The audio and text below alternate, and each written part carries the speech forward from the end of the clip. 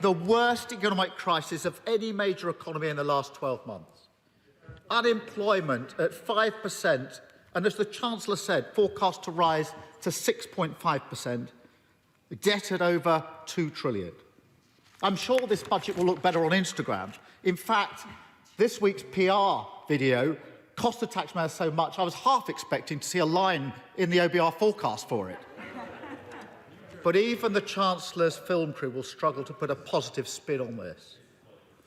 After the decisions of the last year and the decade of neglect, we needed a budget to fix the foundations of our economy, to reward our key workers, to protect the NHS and to build a more secure and prosperous economy for the future.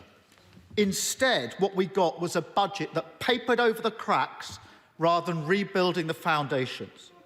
A budget that shows the government doesn't understand what went wrong in the last decade or what's needed in the next.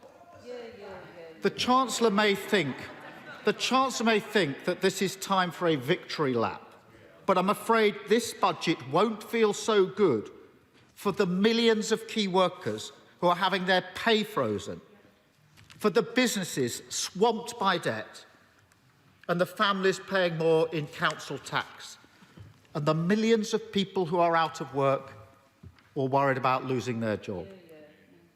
And although the Chancellor spoke for almost an hour, we heard nothing about a long-term plan to fix social care.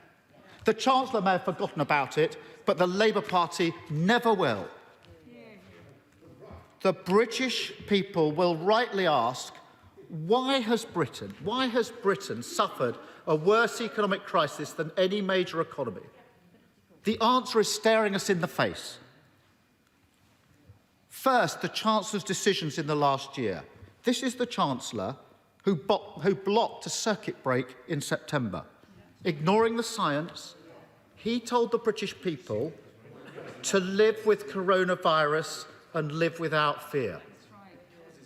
A few weeks later, we were forced into an even longer and more painful lockdown. Whatever spin the Chancellor tries to put on the figures today, as a result of his decisions, we've suffered deeper economic damage and much worse outcomes. And, Madam Deputy Speaker, that is nothing compared with the decade of political choices that meant that Britain went into this crisis with an economy built on insecurity and inequality. The Chancellor referred to the last 10 years. We've got an economy as a result of those 10 years with 3.6 million people in insecure work, where wages stagnated for a decade, over 4 million children living in poverty. And critically, we went into this crisis with 100,000 unfilled posts in the NHS and where social care was ignored and underfunded for a decade. Members opposite voted for all of that. Today's budget doesn't even recognise that, let alone rectify it. It's clear the Chancellor is now betting on a recovery fuelled by a consumer spending blitz. In fairness, if my next-door neighbour was spending tens of thousands of pounds redecorating their flat, I'd probably do the same. But the central problem in our economy is a deep-rooted insecurity and inequality. And this budget isn't the answer to that. The Chancellor barely mentioned inequality, let alone tried to address it. So rather than the big transformative budget we needed, this budget simply papers over the cracks. If this had been a budget for the long term, it would have had a plan to protect our NHS, a plan to fix social care. And I can tell you this, a Labour budget would have had the NHS and care homes front and centre. But this budget is almost silent on those questions. If this had been a budget to rebuild the foundations, it would have fixed our broken social security system. Instead, the Chancellor has been dragged, kicking and screaming, to extend the £20 uplift in universal credit, but only for a few months, once again deferring the problem. As a result, insecurity and the threat of losing £1,000 a year still hang over 6 million families. They ask what we'd do what we would do, we would keep the uplift until a new, fairer system can be put in place. If this budget was serious about rebuilding our shattered economy, it would have included a credible plan to tackle unemployment. The Chancellor said very little about the Kickstart scheme. No doubt because the Prime Minister says rubbish. That's no doubt because the Kickstart scheme is only helping 1 in 100 eligible young people. Rubbish is the right word, Prime Minister. In 6 months, it supported just 2,000 young people. Yet youth unemployment is set to reach 1 million. Like so much of this budget, the Chancellor's offer is nowhere near the scale of the task. And of course, the biggest challenge this country is the climate emergency. The Chancellor just talked up his green credentials, but his budget stops way short of what was needed or what's happening in other countries. This budget should have included a major green stimulus, bringing forward billions of pounds of investment to create new jobs and new green infrastructure. Instead, the government is trying to build a new coal mine, which we now learn might not even work for British Steel. If anything sums up this government's commitment to a green recovery and jobs for the future, it's building a coal mine we can't even use. If the government was serious about tackling insecurity and those most at risk from COVID, this budget would have fixed the broken system of statutory sick pay and, at the very least, filled the glaring holes in isolation payments. This isn't difficult to fix. The government should just make the £500 isolation payment available to everyone who needs it. That would be money well spent, and a year into the pandemic, it's a disgrace that it's not. If the government was serious about fixing the broken housing market, it would have announced plans for a new generation of genuinely affordable council houses. Instead, 230,000 council homes have been lost since 2010. Yet the Chancellor focused today on returning to subsidising 95% of mortgages. Now, I know what you're thinking. I've heard that somewhere before. Maybe it was because the Prime Minister announced it 5 months ago in his conference speech. No, I don't think anybody heard that. I remember now, it's what Osborne and Cameron came up with in 2013. And what did that do? It fuelled a housing bubble, it pushed up prices and made owning a home more difficult. So much for Generation Buy. I've been saying for weeks that this budget will go back. I didn't expect the Chancellor to lift a failed policy from 8 years ago. This budget fell far short of the transformative change we needed to turbocharge our recovery for the decades to come. There was no credible plan to ease the burden of debt hanging over so many businesses. This is estimated at £70 billion. This budget asks businesses to start paying that money back, whether they're profitable or not. That affects millions of businesses.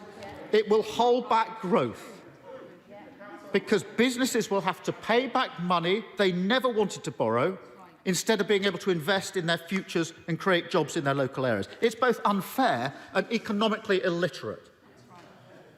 This budget also fell far short of what was needed to support the self-employed and freelancers, unless, of course, you're one of the Chancellor's photographers. After a year of inaction, we'll look at the details of what the Chancellor announced. But it certainly looks like, from the figure of 600,000 that he mentioned, that millions will still be left out in the cold.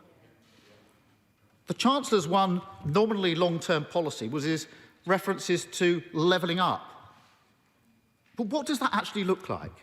It's not the transformative shift in power, wealth and resources we need to rebalance our economy. It's not the bold long-term plan we need to upskill our economy. to tackle educational attainment or to raise life expectancy. It certainly isn't a plan to focus government resources on preventative services and early years.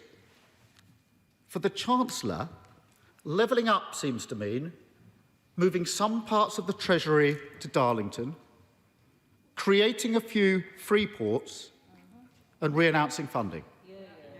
That isn't levelling up, it's giving up.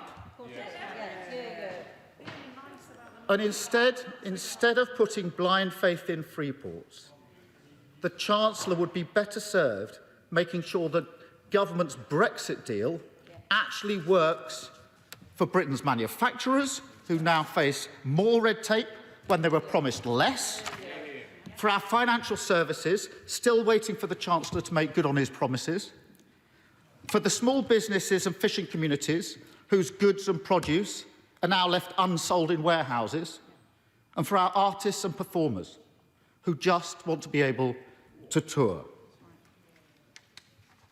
Turning to other parts of the statement, we'll wait for the detail about the so-called super deduction, but it's unlikely to make up for the 10 years when the levels of private investment growth have trailed so many other countries. Of course, we welcome the creation of the National Infrastructure Bank, something we've called for years. Although it would have been better if the government hadn't sold off the Green Investment Bank in the first place. We also welcome the introduction of green saving bonds. I have to say, what a good idea it is to introduce a new set of recovery bonds. The trouble is that the scale of what the Chancellor announced today is nowhere near ambitious enough. And the long overdue commitments to extend furlough, business rate relief and the VAT cut on hospitality are welcome. But there is no excuse for holding the announcement of this support back until today. And of course we'll look at the detail. But Madam Deputy Speaker, there are very few silver linings in this budget. The IMF and the OECD have said now isn't the time for tax rises. We're in the middle of a once-in-300-year crisis. Our economy is still shut. Our businesses are on life support. So it's right that corporation tax isn't rising this year or next. Of course, in the long run, corporation tax should go up. The decade-long corporation tax experiment by this government has failed. But no taxes should have been raised in the teeth of this economic crisis. So it's extraordinary that the Chancellor is ploughing ahead with a £2 billion council tax rise affecting households across the country. So why is he doing that? Why is he doing that when every economist would tell him not to do it? Perhaps we find the answer in this week's Sunday Times. Rishi's argument, let's do all this now, far away from the election as possible. Or the Telegraph on the 27th of January. Raising taxes now means that they can be reduced ahead of the next election, Sunak tells MPs. Or the Mail in September. Sunak to hike taxes and lower them before the election.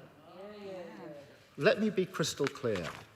The proper basis for making tax decisions is the economic cycle, not the electoral cycle. Madam Deputy Speaker, behind the spin, the videos and the photo ops, we all know the Chancellor doesn't believe in an active and enterprising government. We know he's itching to get back to his free market principles and to pull away support as quickly as he can. One day these restrictions will end. One day we'll all be able to take our masks off, and so will the Chancellor. And then you'll see who he really is. And this budget sets it up perfectly, because this is a budget that didn't even attempt to rebuild the foundations of our economy or to secure the country's long-term prosperity. Instead, it did the job the Chancellor always intended, a quick fix, papering over the cracks. The party opposite spent a decade weakening the foundations of our economy. Now they pretend they can rebuild it. But the truth is, they won't confront what went wrong in the past, and they have no plan for the future. Thank you, Madam Deputy Speaker.